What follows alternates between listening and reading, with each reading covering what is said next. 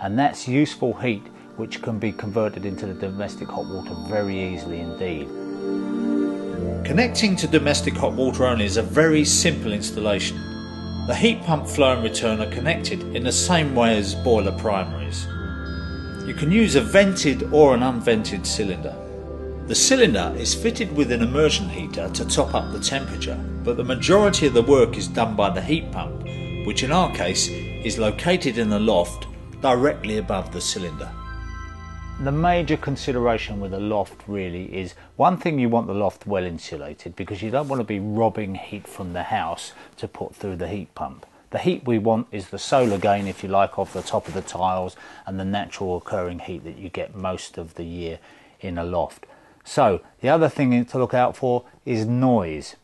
You do get a bit of vibration. They're fairly quiet, these. The fans aren't very noisy. They go around at a reasonably slow speed most of the time, so that's not a problem. But you do get that vibration, and for that reason you don't want to put it on ceiling joists. Here, because this is a loft room, these floor joists, which are 9x2s, go all the way through to the wall plate. So that gives us a pretty solid surface for mounting this heat pump on.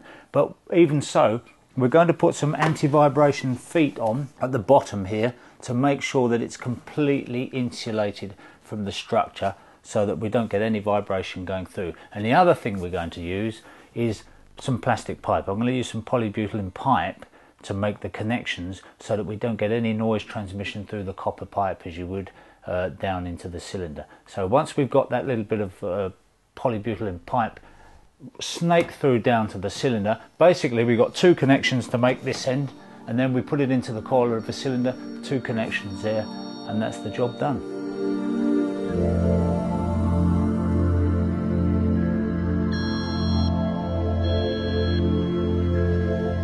In this drafty old loft with no underfelt, there's plenty of air circulation coming in through the tiles. But if the air movement is restricted, you need to think about adding ventilators to improve the airflow through the heat pump. It's an obvious point to make, but an air source heat pump needs a constant, uninterrupted supply of new air to extract the heat from. So here we are in the airing cupboard, typical airing cupboard, not a lot of room, but hopefully you can see what's going on in here. We've got a twin coil cylinder, so the heat pump is above in the loft. I've run down in 22 polybutylene down here, changed over to copper because I like to use copper around the cylinder, and that goes into the bottom coil as you would a solar panel, same idea. Into the top, in this case we've got the boiler running into the top, in case we want to use the boiler for the domestic hot water instead, but we probably won't. What you can do is, if you were going to use a buffer tank, you could actually use it in this way and then run your underfloor heating out of the top, and of course you'd still have your domestic hot water as well then. So there's a lot of different ways you can do it. It's all in the instructions. You can look at all the diagrams there and work out what you're going to do, but what we're talking about here is just basic plumbing. But the point is that of course you need a fill point for that heat pump circuit. And in this case, I've just used the sealed system with an expansion vessel. It's not a huge circuit, so you don't need a very big expansion vessel. But of course, you can do it simply with a feed and expansion tank, provided you can get the feed and expansion tank above the level of the heat pump. You could do it as an open vented circuit like that. It's really up to you.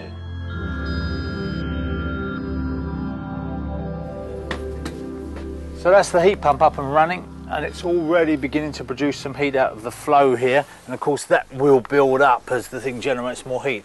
In actual fact, it's not generating heat. What it's doing is extracting heat from the outside and converting it in the same way that a fridge will extract heat from within the fridge, and then of course on the back of the fridge you can feel that heat being given out on the coil. So it's exactly the same principle. It's well proven technology, and of course for every kilowatt of heat you put in, the COP, which is the coefficient of performance, means that you're getting 3 kilowatts out. Now that varies according to the temperatures, but that's an independently proven COP for this particular unit. So if you're using something like oil, you're using LPG or electricity, there's a clear benefit in using a heat pump rather than just using those forms of energy as they are. When you're talking about a gas condensing boiler as we've got here, then the savings are a bit more marginal. There are days when you're probably better off running the gas condensing boiler, and I wasn't 100% convinced that this was a good application for a heat pump here with the gas condensing boiler. But I've got to say, having run this thing now, I'm really quite surprised at just how much heat this thing gives out. It really is quite remarkable. So let me just go in and see what's happening indoors.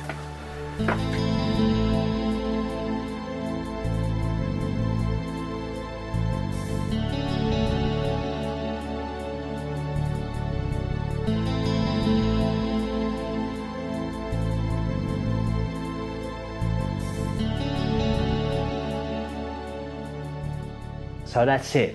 That's really what it's all about. Of course, that's what the customer's interested in. What they end up with is a nice, warm, even distribution of heat using this underfloor heating throughout the whole ground floor, and it gives a superb comfort level without excessive temperatures. And of course, it's a green option. Whatever happens to fuel prices in the future, and nobody knows whether it's going to be gas, oil or electricity that ends up the cheapest, but if you're using electricity through a heat pump and you're getting that coefficient of performance, you can be sure that you're maximising the benefit of it.